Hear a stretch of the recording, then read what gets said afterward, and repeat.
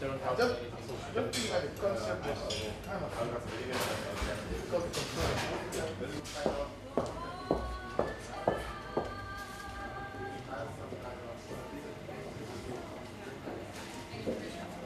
I think we should finish this we can start it like the day after we make this program. Oh, look who is here. Let's join her. Hi. Hey, Very well. How are you? Fine. how's it going? Good, good. Yeah. These days, a lot of reading. Yeah, we're doing a project, a group work on personal water consumption. So I'm just reading about that. Pretty interesting stuff. Yeah. Okay, wow. Yeah. Maybe I could ask you, how much water do you consume on a daily basis? I don't know exactly. But For me, it takes like 10 minutes for a shower. If it makes sense. 10 minutes for shower, yeah. I just wonder how much water that would actually be.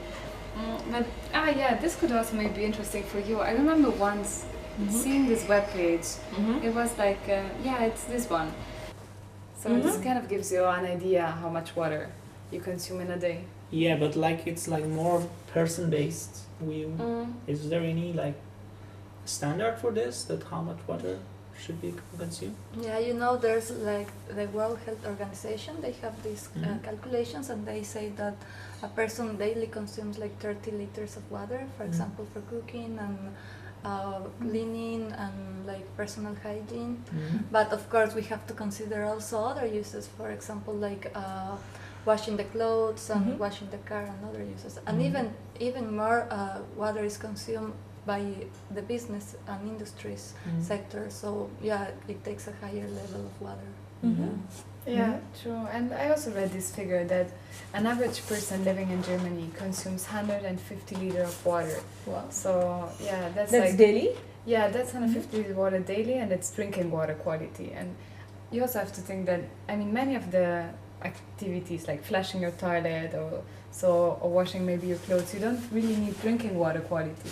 But still, for like half of this 150 liters is that we use for this activity, it's like really good water quality. Yeah, exactly. Yeah, but the problem is that you should think about it in a more local basis, because if I live in Germany or if I live in a city like Freiburg and I have too much water, water comes from just black forest and goes.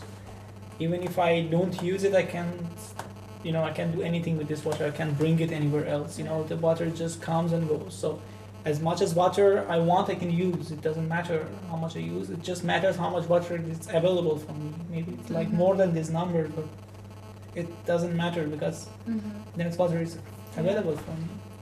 Well, I think you're pointing at the issue of portability. Yeah. Where, I won't agree with that because in my country, for example, in India,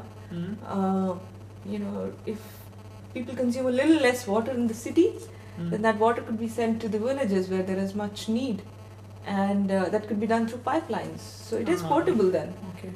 It's just that you need the right technology and probably the right attitude too. Country basis. Yeah, that's even like an ethical dimension there. So why consuming more water just because we have more water, but instead consuming just the water that we need? Exactly. Yeah. Well, and also, I mean, for Freiburg, it makes sense, of course, kind of to think we cannot transport the water that is coming here from the black forest to some like liquid water and bring it to water scarce areas of the world. Exactly. But the point that we are missing here is, I think we consume much more water than we think just of water embedded in our products. And this is water that was used for like producing just the commodities. So yeah. I mean, for example, do you know how much water was used to grow the cotton and produce the t-shirt you're wearing? No idea. Yeah, I read this figure that it's actually 2,700 liters of fresh water Really? that goes into the production, to grow the cotton and produce the cotton. That's because cotton is a thirsty crop, as they call it, and so you need all this water to irrigate the fields, for example, or also then later for the different productions and life cycles. But the number is very big. But is there any problem with it? I mean that, just you can't say that because the number is big, it's not good or there's a problem attached to it. You understand what I'm saying? Yeah, but for example, the cotton for production of cotton, they actually need to irrigate the crops. So in some countries like the USA and Uzbekistan and Pakistan and other ones that account for the 75% of the production of cotton, they are using freshwater resources just to irrigate the crops. Yeah, but these areas like very dry, no? What? Like these areas are very dry areas. Yeah, for example, and for example, in these dry areas, even they have like more.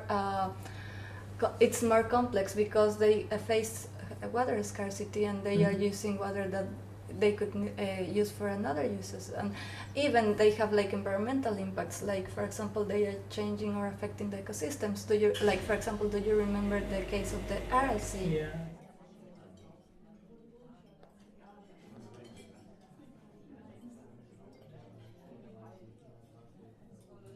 And well, this is just like some drivers of like water scarcity or from the irrigation of cotton. But think about like if you have these fields, they need a lot of agricultural chemicals. So you put insecticides and pesticides, all this thing on a field, and this can like contaminate fresh water as well, and or just lead to enrichment of nutrients and salt in the areas.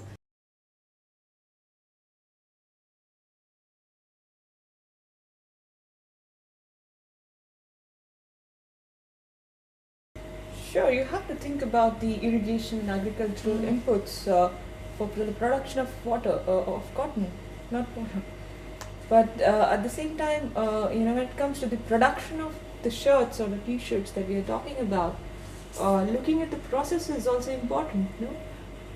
Like how the t-shirt is produced, or what kind of printing process is being used, and what kind of colors are being used. I mean, when you capture all these things, then only you can understand what is this whole notion about hidden water. Yeah. Okay, I can agree with all the figures you are mentioning here, but still the relation of the issue to me as a person is a little vague because it's more on a global basis, but for me as a person it's not clear. Well, okay, let me put it this way. Regardless of where you are living, you are consuming water from a production country as embedded. Okay. Which means that, these commodities that we are using here are using the water of the production country, and this water could have been used by the people who are really in need of water, where the regions are water scarce. And they could use it for basic purposes like drinking or sanitation. Yeah. I mean, just look at it from another perspective. The number you mentioned about 2,700 liters of water that is used to make one t-shirt, well, as per the figures available, that can be used for 3 years by the people in those regions. So that's a lot of water.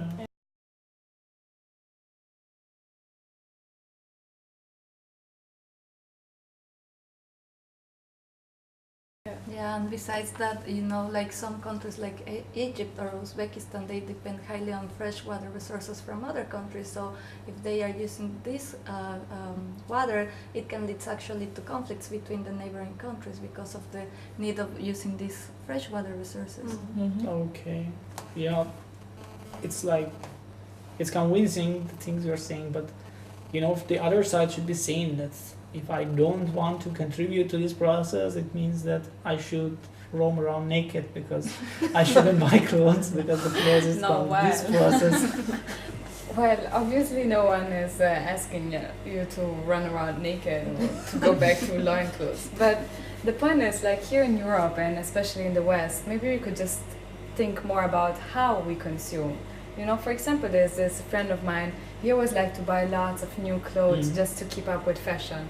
But he recently discovered this second-hand shop, which is, and so now he's buying his lots of clothes from this second-hand shop, and it's pretty cool, I think. It's kind of getting trendy. Yeah, like normally people used to think that second-hand shops, it's only for poor people, but actually I think it's really cool and you can get unique things there. Yeah, right. Yeah. Well, on this note, a friend of mine, she had a swap shop, in which we had to bring our old clothes, which were still in a good condition and people could wear. And I took a lot of them there, and I exchanged it with people. And it was very interesting because when I walked out with all set of new clothes that I took out from there, and it was a lot of fun. Yeah, that's really nice. Yeah. But you know, it's not only the water that is used for the production, but also like the pesticides that they are using for growing the cotton and everything. So the other day I read a paper that was talking about the cotton that is organic cotton and the non-organic cotton, and then the consumption of water even in organic cotton was like 91% less. So that's really amazing. Yeah, but don't you think that organic stuff is a bit more expensive? Yeah, I mean, of course, usually it's more expensive, but you could just think in a broader picture. Somehow, if instead of buying 3 t-shirts, like with conventional cotton for 10 euros each, I just buy 1 t-shirt for 30 euros. I mean, you spend the same amount of money, but you could save 5,000 liters of fresh water. Yeah. That's a lot. Maybe you can like solve the price issue with some measures like this, but the other side is like more important for me, and it's that how you become sure that these facts and figures are real. How you become sure that if they say that the water consumption is less for organic products, it's really less, because most of the time these things are some kind of greenwashing, which I hate it. Yeah, but you know, there are like international standards for comparing organic products, and for example, for textiles, there's the global organic textile standard, which is tracing the whole value chain from the production of cotton to the shop. So you can actually compare and see that it's like organic cotton, the t-shirt that you will buy. But actually it's not only the cottons, but there's like all the products that we use, like for example in food, the bread or the meat that we consume, or even the coffee that we're drinking. True. Well, when you're talking about coffee, I just remembered that I had written a paper about coffee production, and there also I read about water consumption, and I found really astonishing figures.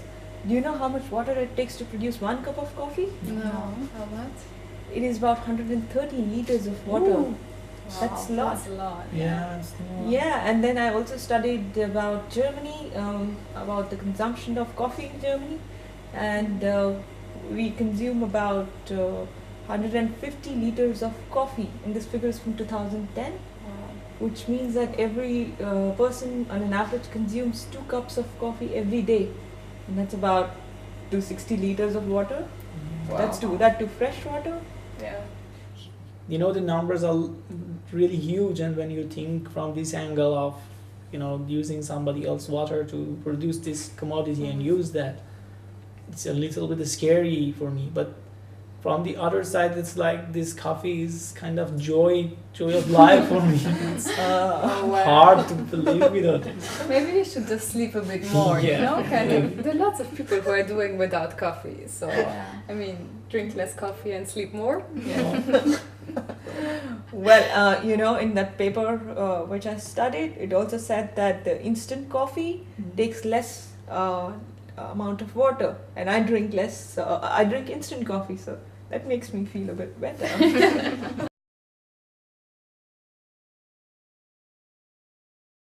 Yeah, to feel better, I think I can do measures like buying second and stuff, or buying good organic t-shirt, or having a better diet, or sleep more. But you know, the idea of second-hand coffee is a little bit like disgusting. But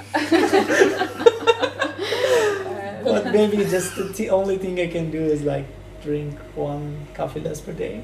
Well, Maybe it's maybe fine. that could be helpful. Yeah. Good idea. That would be a good start. Yeah.